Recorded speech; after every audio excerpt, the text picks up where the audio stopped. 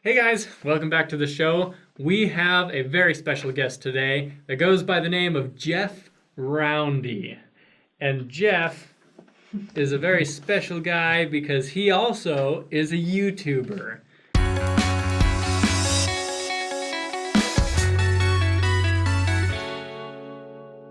His YouTube channel is called Latter-day Saint Q&A. Tell us a little bit about your channel. I served a mission about 30 years ago in the southern United States in the Bible Belt and ran into a lot of antagonistic people towards the church. And so I studied a lot of the topics that were brought up then, and I just found a passion for it. And so continued along that way for 30 years. And I was at the FairMormon conference last August, and FairMormon is a institution that defenders of the church. Essentially, they have an annual conference, and this was the first time they had a general authority speaking there, and it was Elder Kevin Pearson of the 70, and he really threw out a challenge for us there to be much more vocal on social media, and he pointed out YouTube actually as a big place, and the church, it's so lopsided that it was like 10 to 1, I would say, negative to positive on YouTube. Yep, we have noticed that. Yeah. As I've studied from the videos, I always like to see what's out there, and it's overwhelming, the negative to the positive ratio. So he really put a challenge out there, and he said a lot of people today, it's the predominant search engine for people for information if they're under 40 particularly. It's number 2 overall, but for those under 40, it's a huge thing. And so he threw this out, and I had just been kicking this idea around for the last year anyway, of trying to do something on social media. I was completely naive about the whole how to do it and everything like that. But I was at lunch with my wife afterwards, and I had just felt this kind of pricking of the heart while I was there listening to that. My wife had had the same experience, and at lunch she said, "I think you need to do something." And I said, "I think I'm supposed to do something." And I do not want to do it. It's like I was fighting it. Yeah. But I just had this feeling, okay. And when I had this experience, I felt like I don't want to just address or defend the faith. I want to promote the faith as well. Right. So I thought, what I'm going to do is I'm going to make a list of every criticism of the church, essentially, that somebody could have. If they're studying the gospel, or if they're a member and they've had a crisis of faith over something.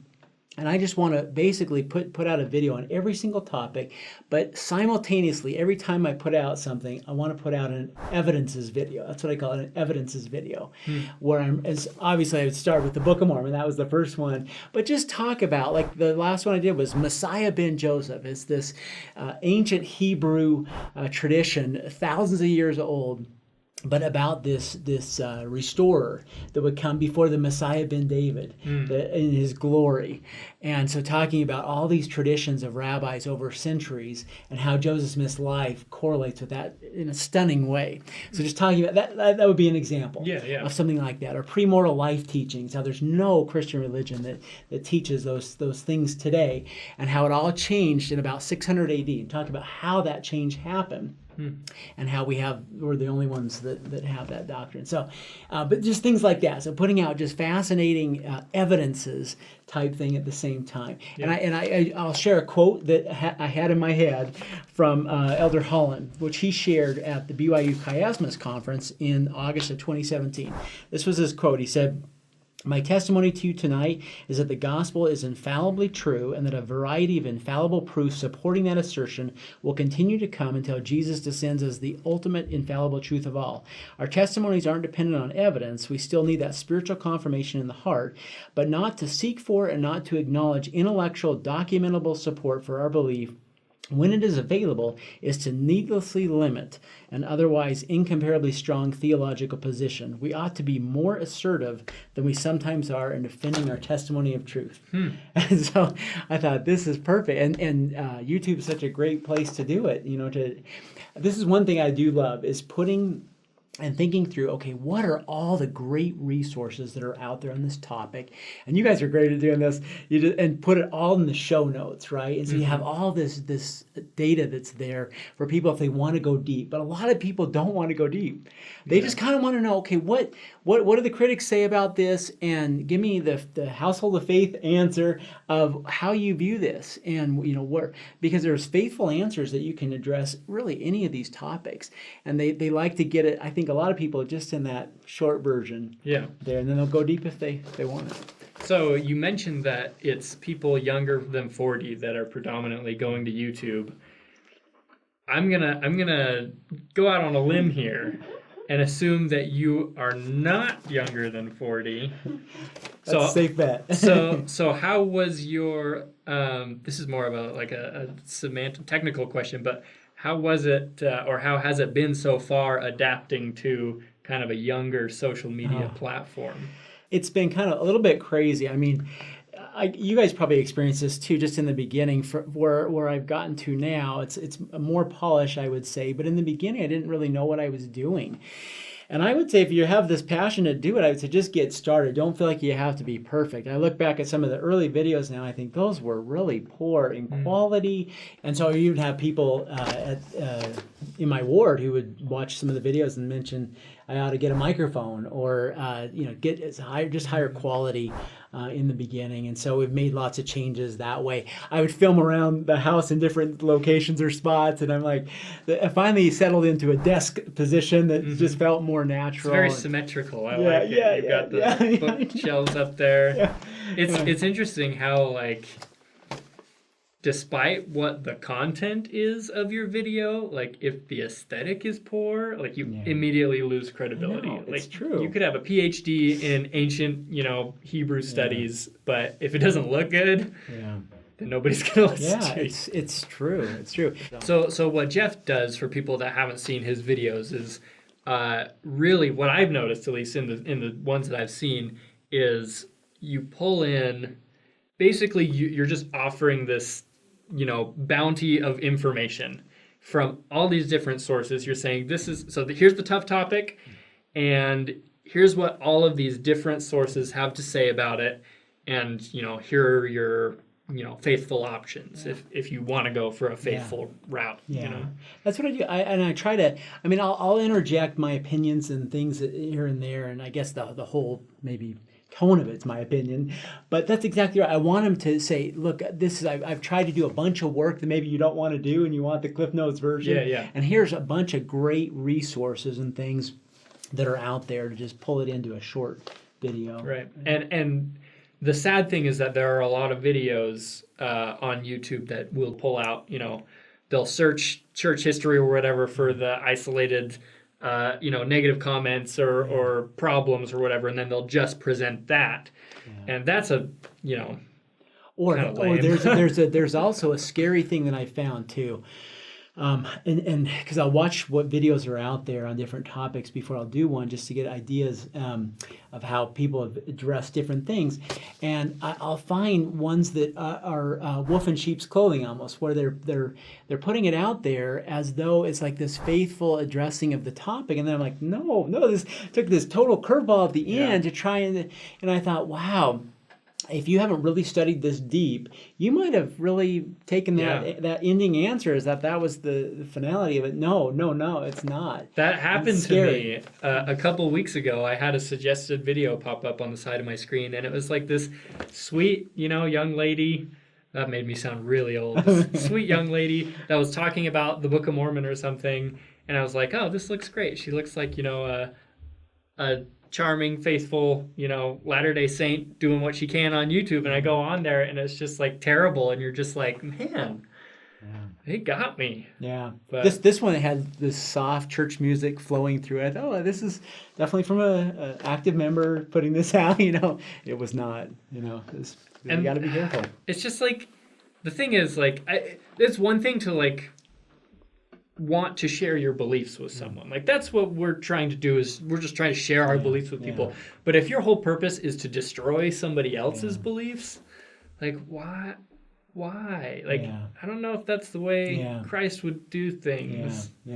Well, I was going to share this quote that I just love from Elder Pearson at that conference, where he talked about leveling the playing field. This is literally how he worded it. He said, it's essential that members create and promote. So if you're not creating, at least know what's out there to help promote it.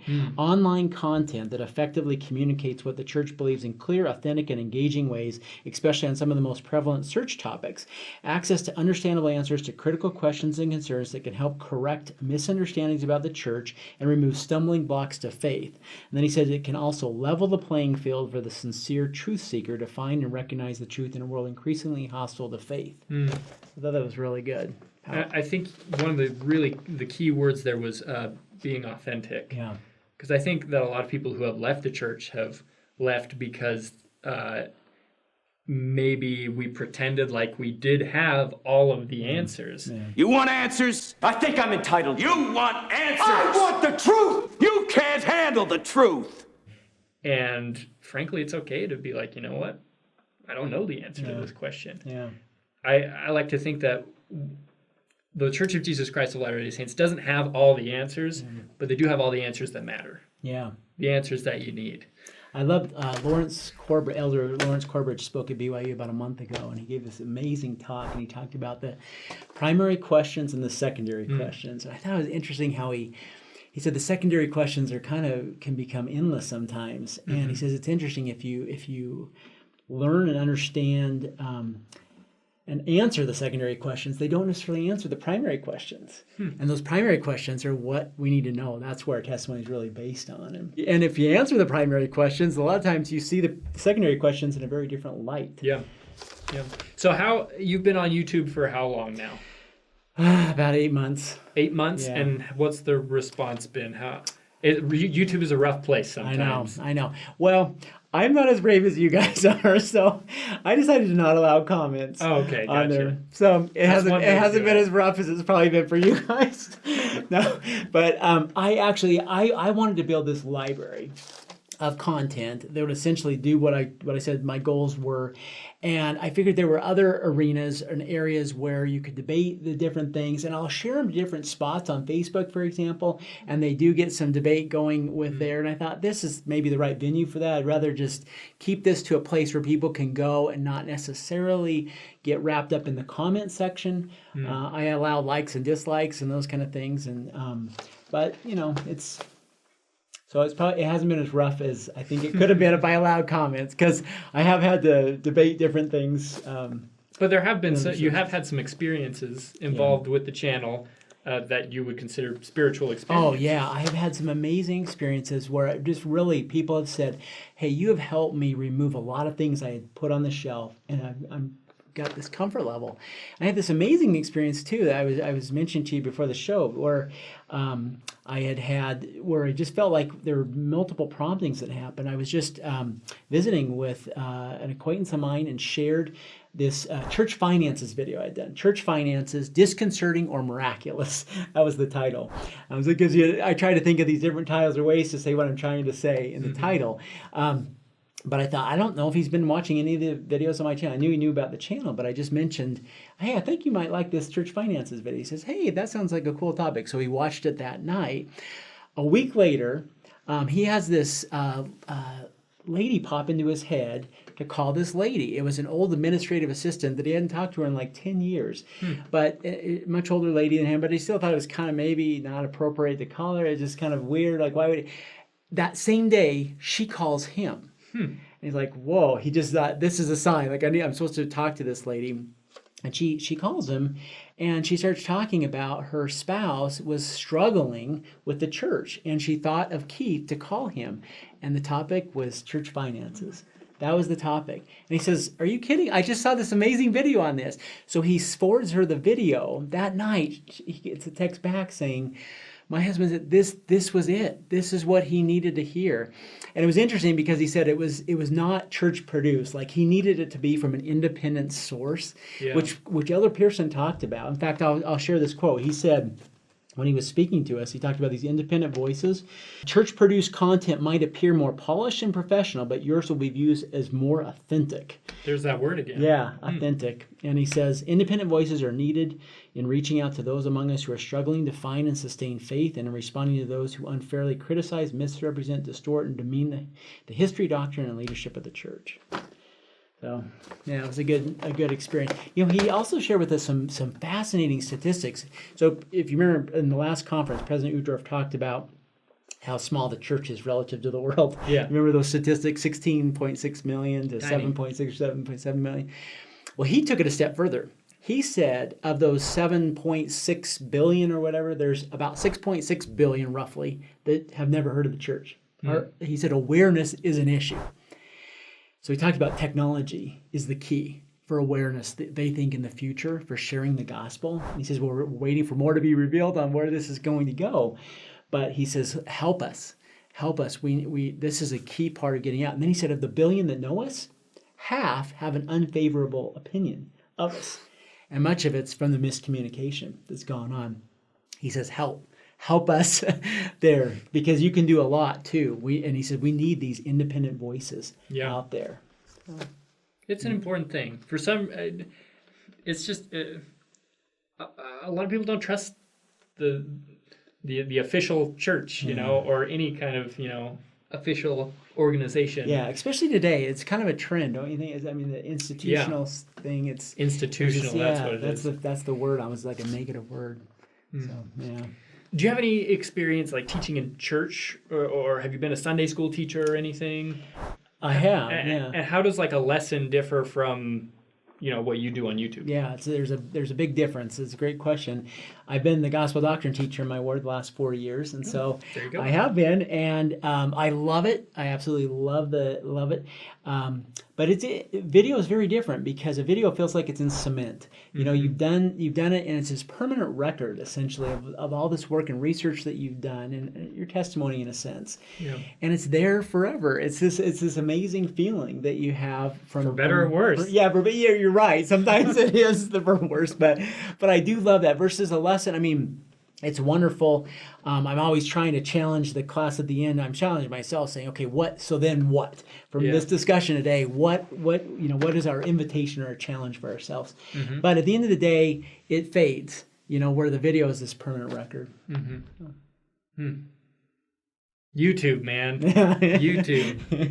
It's a great place, and we need to increase, right? So, what advice would you give people who like Latter-day Saints who might feel a similar prompting? Well, I would say to help gather Israel, hasten the work, to just do it. And if you don't feel comfortable doing it, then get familiar with what's out there. Like this person I was telling you about, just have those resources, bookmark them, subscribe, whatever, and know what's there so that you can, like President Uhdorf said, just in your natural life, have those spots. And the Spirit can prompt you and bring things to your remembrance if you know and you've experienced it. It'll bring it to your remembrance, but only if you've seen it first, right? So take the time to figure out what's there so you can point people to it. Who can you shout out for us? I mean, we've got Saints Unscripted, we've got LDS Q&A. Latter-day Saints Q&A. Latter-day Saints Q&A.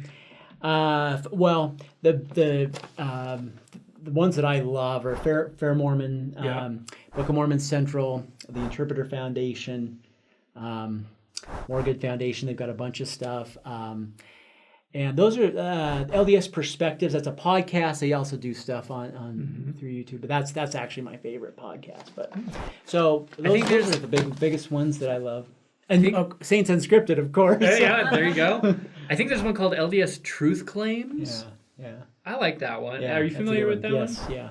It's all it is a guy, kind of teaching. He's teaching a group of people there, but he's got a TV and a slideshow and stuff. But I find it's just very informational. Yeah. It's surprising how little there is, quite frankly, out there at this point today. So, but it's becoming familiar with it and being able to point people to it. And what is out there is some pretty darn good stuff. Yeah. And it's because the church is.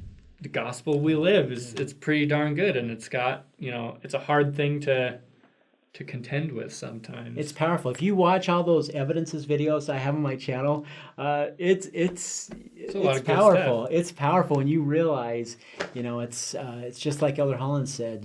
We shouldn't. In fact, I have one last quote on that. Elder Maxwell in 1976 predicted, "There will be a convergence of discoveries, never enough, mind you, to remove the need for faith, but to make plain and plausible what the modern prophets have been saying all along." I love that. And then one last quote, because I forgot to share this earlier, but it's one of my absolute favorites on why we're doing what we're doing. So this is the British theologian Austin Farrar. He's been quoted by Elder Holland and Elder Maxwell with this quote: "Though argument does not create conviction, lack of it destroys belief. What seems to be proved may not be embraced, but what no one shows the ability to defend is quickly abandoned." And this is my sentence: "Rational argument does not create belief, but it maintains a climate in which belief may flourish." So it's this delicate balance between having enough proof to foster faith, but And not allow people to feel the Spirit, and have that. enough evidence for faith not to be totally blind. Yeah. I think that's how God works. I don't think there will ever be this because if you just look at how mortality has been designed, it's not His way. Yeah, And it's it's interesting. perfect faith. Like studying the New Testament, it's interesting how often He does a miracle, which is just awesome. And if anyone's there seeing that miracle, it's obviously a sign and evidence that this is the Christ. But then He says to the person who He did the miracle for, "Don't tell anybody," which is so interesting. Because that's where he's fostering the faith, and nothing's so concrete because not everybody knows that this is what's going on. Anyways, Jeff Roundy, everybody, check out his channel, Latter-day Saint Q&A. He's got a lot of great information on there, and a lot of it, we do a talk show here, and because we're just talking about things, a lot of times we miss a lot of stuff. But Jeff's stuff is pretty darn comprehensive. He pulls in a lot of great resources. Subscribe to his channel, subscribe to our channel, leave a comment below if you've got some. If you want to, you can delve into our comments section and answer any comments that come up there for you. But thanks for watching. We'll see you guys later. Good. Thanks.